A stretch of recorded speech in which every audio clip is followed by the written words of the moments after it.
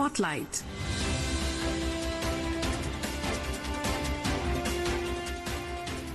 This is Akashvani. In the program Spotlight, now we bring you a discussion on recent developments in Israel-Iran conflict. The participants are Shashank, former ambassador, and Vishal Dahiya, journalist. Namaskar and welcome to Akashvani. For more on Israel-Iran ongoing conflict, we are joined by former Minister Shashank. Shashankji, welcome to Akashvani.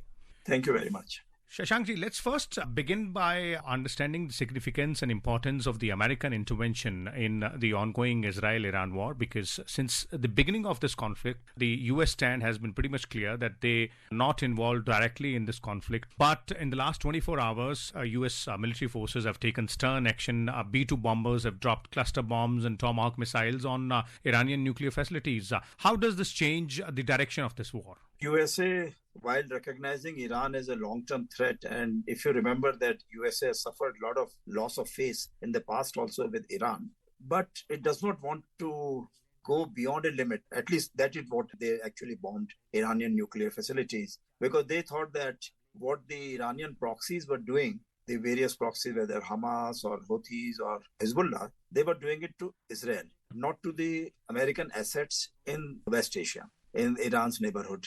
So they wanted to keep it that way. And they were in the meantime also trying to replace and send away some of their more sensitive assets and non-essential stuff from these bases. Second is also that America had been always saying only want non-nuclear Iran. Otherwise, they don't want to destroy the Iranian leadership or regime change, because they have seen that in the past, whenever they went in for regime change, based on whether right or wrong information, they created people who were even more radical, more anti-American in the wake of the American intervention. For example, in Iraq and Syria, Afghanistan, so many places, and Libya and others, some of them become totally ungovernable. So therefore, President Trump was very cautious in the beginning, and he kept delaying it, giving more and more time to actual negotiations or statement from the Iranian leadership that they would be prepared not to go beyond the required nuclear enrichment for atomic energy.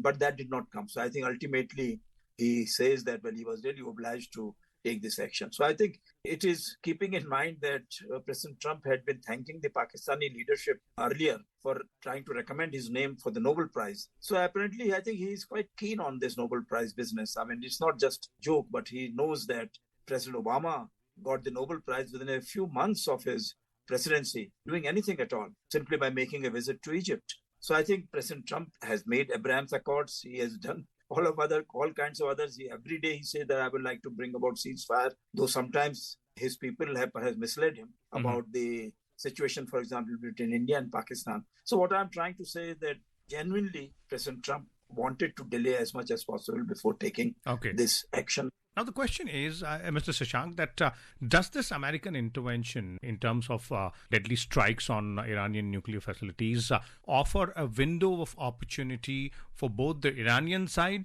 and the Israeli side to bring an end to this war? Iranian perspective, of course, because they seemingly cannot fight a strong enemy like United States of America if they decide to go ahead and retaliate. And from the Israeli side, perspective is pretty much clear that there's you started out with war by saying that they cannot let Iran go ahead and have nuclear capabilities. And with these strikes, it doesn't seem like Iran will seem to have a nuclear capability in near future.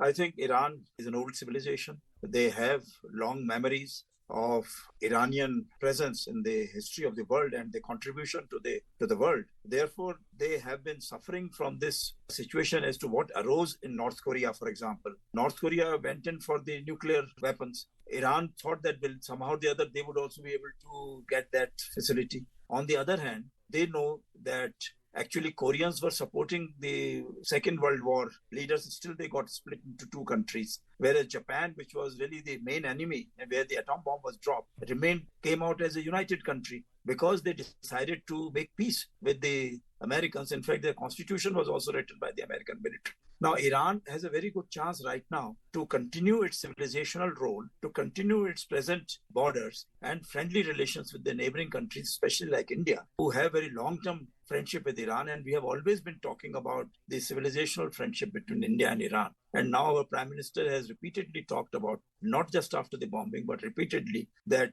there should be a solution based on diplomacy and negotiations on Iran situation. Okay. And from an Israeli perspective, Mr. Shashank, because their stated objective when they started the war is more or less achieved by the US intervention and strikes on the nuclear targets. You are quite right. I think it would appear that Israeli original objectives have been met.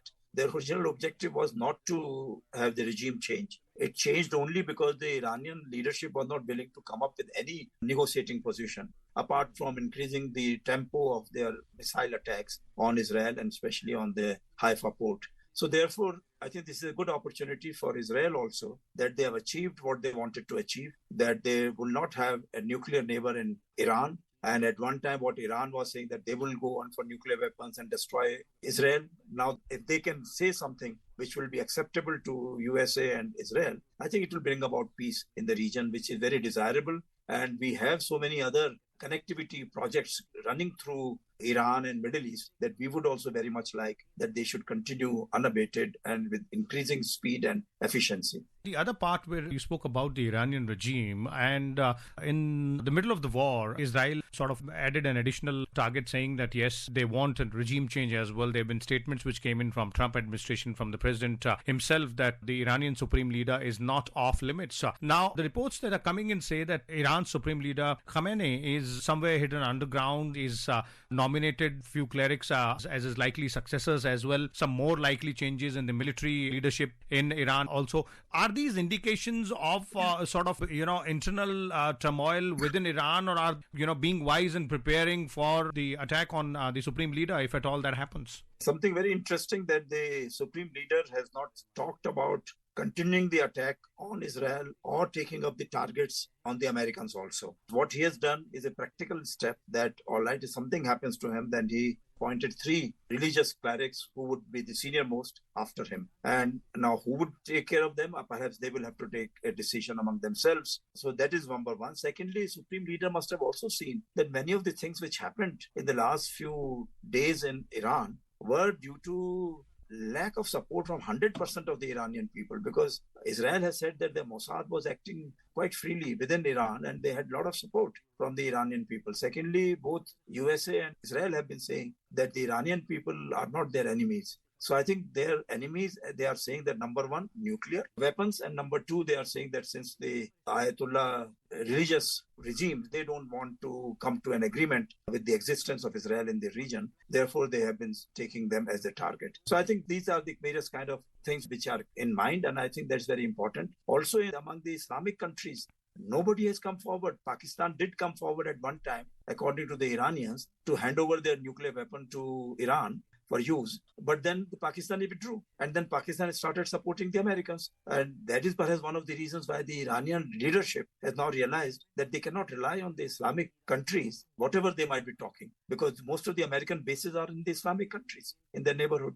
Yeah. Pakistan is only too willing to accept money from the Americans as they were willing to accept money from the Iranians and Saudis, and to do whatever is the bidding of the Americans. In the given situation, Mr. Shashank, how difficult or easy do you think it will be for the world powers to bring these 2 sworn enemies to the dialogue table? Because earlier you mentioned Prime Minister Modi's statement, and you're right, this is not the first time. India has repeatedly said in various other conflicts also that dialogue and diplomacy is the only way out for whichever conflict it is. If we look at the present situation, how do you think moving from here onwards in terms of finding a peaceful solution to this ongoing war?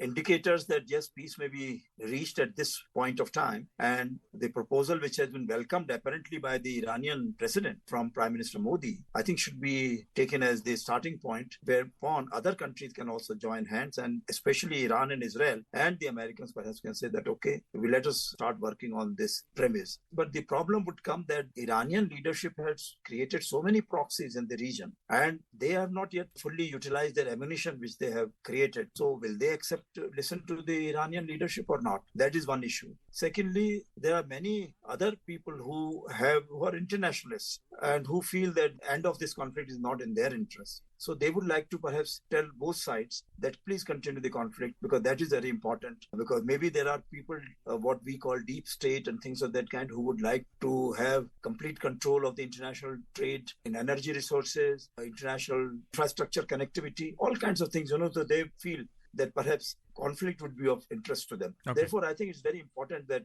Prime Minister Modi should now not only talk to President Iran, he has been welcomed by President, now I think he should speak to the other important countries in the world also. For latest information on Israel-Iran conflict, let's now go across to Prasar Bharati correspondent Vinod Kumar. Iran has declared that it reserves all options for retaliation following the United States and Israeli strikes, warning of what officials describe as everlasting consequences that could alter the strategic landscape of West Asia. Iranian Foreign Minister Abbas Araghchi condemned the American actions as a serious breach of international law and the UN Charter, while the country's Atomic Energy Organization asserted that attacks will not deter its nuclear program. Tehran is reportedly evaluating several possible courses of action, ranging from direct military strikes to on US and Israeli targets in the region to mobilizing its broad network of proxy groups across Lebanon, Syria, Iraq and Yemen. There are reports now coming out that Iran's parliament has approved a closure of Strait of Hormuz. Despite recent setbacks, Iran's extensive alliance system remains a potent element of its regional strategy. Iranian officials have also hinted out at the possibility of targeting United States personnel and assets across the region, raising the specter of asymmetric attacks. Iran's advanced cyber capabilities introduce the risk of digital disruptions to critical infrastructure in Israel, United States, and allied nations.